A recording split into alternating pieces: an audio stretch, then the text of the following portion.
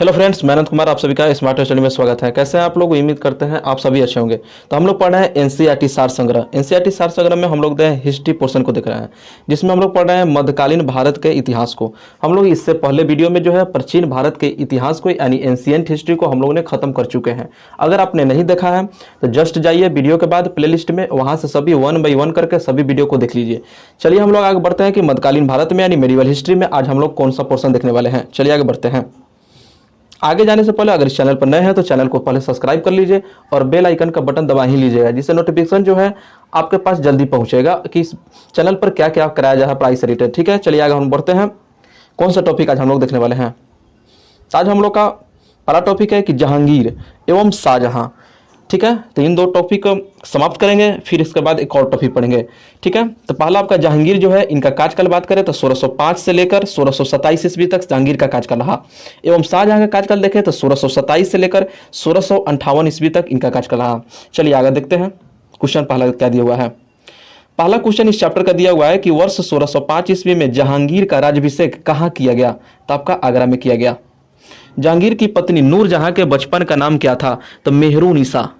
चलिए अगला नोट आपका क्या दिया हुआ है? नोट में दिया हुआ है कि जहांगीर से विवाह के पश्चात नूरजहां ने नूरजहां गुट का निर्माण किया और इस गुट के प्रमुख सदस्य थे शाहजादा खुर्रम, बाद में शाहजहां, और असमत बेगम उनका जो था नूरजहां की माँ थी। इत्मौदौला या मिर्जा ग्यास बेग नूरजहां के पिता था एवं आसफ खां नूरजहां का भाई था। इस गुट का प्रभाव 1627 ईस्वी तक रहा। ठीक है, चलिए नेक्स्ट क्वेश्चन शुरू। मुगल सम्राट किस शासक के काल में अपनी प्रकाष्ठा पर पहुंची? तो जहांगीर के। द्वि आस्पा एवं सी आस्पा प्रथा किस शासक के द्वारा प्रारंभ की गई थी? तो जहांगीर के द्वारा। मुगलों एवं मेवाड़ के राणा के मध्य चित्तौड़ की संधि किस शासक के शासन काल में हस्ताक्षरित की हुई थी? तो जहांगीर के कार्यकाल में। ईस्ट इंडिया कंपनी ने जहांगीर के दरबार में सबसे पहले किसे भेजा था? तो विलियम हॉकिंस को। जहांगीर ने इंग्लिश खां की उपाधि से किस अंग्रेज को सम्मानित किया था? तो विलियम हॉकिंस। भारत में किस मुगल शासक का मकबरा स्थित नहीं है? तो बाबर का काबुल में है और जहांगीर का आपका लाहौर में है। अगला क्वेश्चन दिया हुआ है कि जहांगीर के दरबार में पक्षियों का सबसे बड़ा चित्रकार कौन था? तो उस्ताद मंसूर। मुगल बादशाहों में से किसने अपनी आत्मकथा फारसी में लिखी? तो जहांगीर। नोट में दिया हुआ है कि खुसरो शाहजादा द्वारा जहांगीर के विरुद्ध विद्रोह करने में सहायता देने के कारण जहांगीर के द्वारा सिख गुरु अर्जुन देव को फांसी दे दी गई थी। चलिए अगला क्वेश्चन दिया हुआ है कि जहांगीर के शासनकाल में प्रमुख चित्रकार कौन थे? तो उस्ताद मंसूर तथा अब्दुल हसन। क्या हो ना? अबुल हसन। उस्ताद मंसूर तथा अबुल हसन। आगरा में इत्मौदौला का मकबरा किसके द्वारा बनवाया गया? तो नूरजहां के द्वारा। अगला क्वेश्चन कि मरियम उज जमानी का मकबरा किसके द्वारा बनवाया गया? तो जहांगीर के द्वारा जो है बनवाया गया है। चलिए नेक्स्ट पेज पर पहला क्वेश्चन दिया हुआ कि गुलाब से इत्र निकालने की विधि को किसके द्वारा विकसित किया गया? तो असमत बेगम नूरजहां के मां के द्वारा। किस मुगल सम्राट ने अपनी राजधानी आगरा से दिल्ली स्थानांतरित की? तो शाहजहां। बलबन द्वारा प्रारंभ किया गया दरबारी रिवाज सिजदा एवं पाबोस किस मुगल बादशाह ने समाप्त कर दिया था? तो शाहजहां ने। चलिए नेक्स्ट क्वेश्चन की ओर कि शाहजहां की पत्नी अर्जुमंद बानो बेगम को किस प्रचलित नाम से जाना जाता है? तो मुमताज महल। मुमताज महल की मृत्यु के पश्चात शाहजहां ने उनकी स्मृति में आगरा में ताजमहल का निर्माण करवाया। ताजमहल का वास्तुकार उस्ताद अहमद लाहौरी था। मयूर सिंहासन यानी तख्त ए ताउस का निर्माण किसके द्वारा करवाया गया था? तो आपका शाहजहां के द्वारा। शाहजहां के काल को किस इतिहासकार ने मुगल शासन का स्वर्णयुग कहा था? तो A.L. श्रीवास्तव ने। अपनी सहिष्णुता तथा उदारता के कारण किसे लघु अकबर के नाम से जाना जाता है? तो दारा सिको शाहजहां का पुत्र था। उपनिषदों का फारसी अनुवाद शाहजहां के शासनकाल में शहजादे दारा सिको ने सिर-ए-अकबर शीर्षक के नाम से किया था। नेक्स्ट क्वेश्चन को चलते हैं।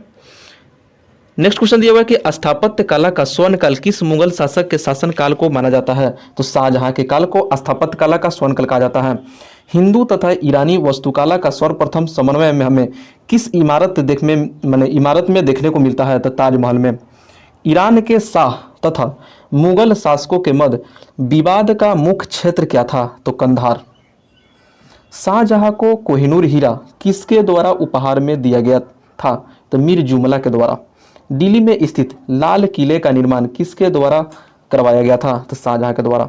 शाहजहां द्वारा शाह बुलंद इकबाल की उपाधि किसे प्रदान की गई थी? तो दारा सिकोह के द्वारा। चलिए अगला इस मैंने चैप्टर का दिया लास्ट लाइन दिया हुआ है कि जहांगीर की आत्मकथा तुजुक ए जहांगीरी नाम से प्रसिद्ध है, जिसे पूर्ण करने का श्रेय मोतमड खां को दिया जाता है। किसको? तो मोतमड खां को दिया जाता है। चलिए नेक्स्ट टॉपिक पर चलते हैं। नेक्स्ट टॉपिक है आपका औरंगजेब। औरंगजेब का कार्यकाल की बात करें तो 1658 से लेकर 1707 ईस्वी तक। चलिए इनका पहला क्वेश्चन क्या है इस चैप्टर का? पहला क्वेश्चन इस चैप्टर का आपका दिया हुआ है कि शासक बनने से पूर्व औरंगजेब कहाँ का सूबेदार था? तो दक्कन का। वर्ष 1658 में सामूगढ़ का युद्ध किनके मध्य हुआ? तो औरंगजेब तथा दारा सिकोह। मुगल सेना में सर्वाधिक हिंदू सेनापति किस बादशाह के शासनकाल में अंतर्गत थे? तो औरंगजेब के काल में था। 1707 ईस्वी में औरंगजेब की मृत्यु होने के पश्चात कौन सम्राट बना? तो बहादुर शाह प्रथम। ईस्ट इंडिया कंपनी के किस अंग्रेज गवर्नर को औरंगजेब द्वारा भारत से निष्कासित किया गया था? तो सर जॉन चाइल्ड। बीबी के मकबरे का निर्माण किसने करवाया था? तो औरंगजेब ने।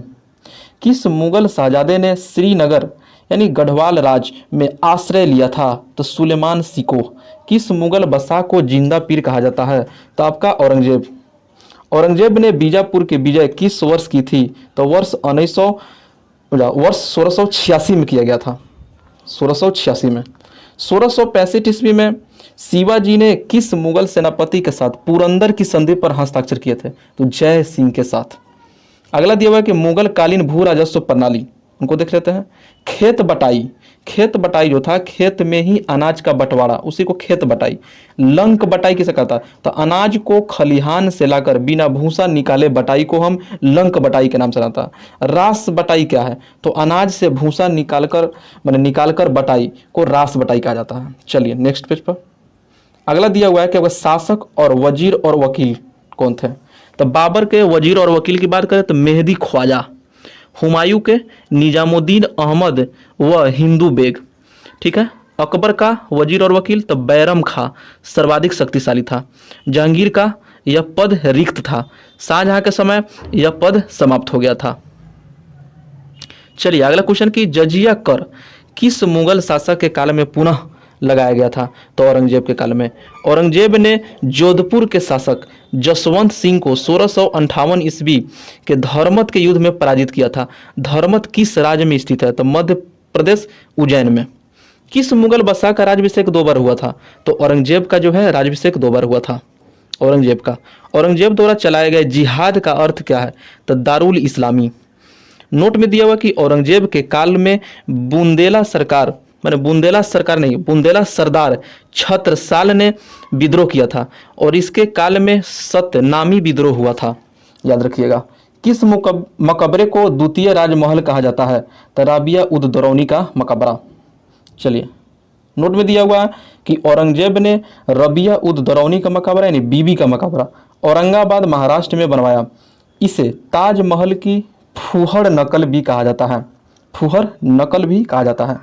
दिल्ली के लाल किले में स्थित मोती मस्जिद का निर्माण किसने करवाया था? तो औरंगजेब ने। औरंगजेब ने दक्षिण में किन 2 राज्यों को विजित किया था?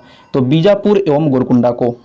चलिए नेक्स्ट पेज पर इसमें आपका दिया हुआ है कि मुगल कालीन सूबों की संख्या देख लेते हैं। तो आपका पहला शासक का नाम है अकबर। सूबों की संख्या क्या थी और नए जुड़े सूबे कौन से थे? देखिए तो अकबर के समय जो है सूबों की संख्या 12 सूबे में विभक्त था। आईने ए अकबरी में वर्णित। ठीक है। 12 + 3 यानी 15। उसके बाद इसमें नए जुड़े सूबे हम देखें तो 3 हैं। कौन कौन? बरार, खानदेश एवं अहमदनगर। जहांगीर की बात करें तो आपका 15 सूबा था। कांगड़ा को जीतकर लाहौर सूबे में मिलाया था। ठीक है। इसमें नए जुड़े सूबे नहीं थे। शाहजहां के समय 18 सूबे की संख्या थी। ठीक है। इसमें 3 जो थे नए जुड़े सूबे थे, जो कश्मीर, थाटा और उड़ीसा। औरंगजेब जो है आपका 20 औरंगजेब के समय सूबों की संख्या 20 अथवा 21 सूबे थे। नए जुड़े जो सूबे जुड़े थे 2, बीजापुर 1686 में और गोलकुंडा को 1687 में जो है इसे जोड़ा गया था। अगला लाइन दिया हुआ है कि औरंगजेब ने हिंदू त्योहारों को सार्वजनिक रूप से मनाए जाने पर तथा सार्वजनिक नृत्य व संगीत पर प्रतिबंध लगा दिया था। किसके द्वारा? तो औरंगजेब के द्वारा। चलिए आज हम लोग का जो है ये टॉपिक 3 टॉपिक हम लोग पढ़े हैं जो हम लोग समाप्त कर चुके हैं। ठीक है, वीडियो आप लोगों को कैसा लगा कमेंट के उत्तर बताइए, और अभी भी चैनल को सब्सक्राइब नहीं किया है तो चैनल को सब्सक्राइब कर लीजिए और बेल आइकन का बटन दबा लीजिए, और वीडियो को जो है अपना ग्रुप में जो है जहाँ जहाँ जुड़े हुए हैं वहाँ से ज़्यादा जो है ग्रुप में शेयर कीजिए वीडियो को। ठीक है, और ऐसा ही सपोर्ट बनाए रखिए। फिर मिलेंगे नए टॉपिक के साथ नए अंदाज में, तब तक के लिए वीडियो देखने के लिए धन्यवाद।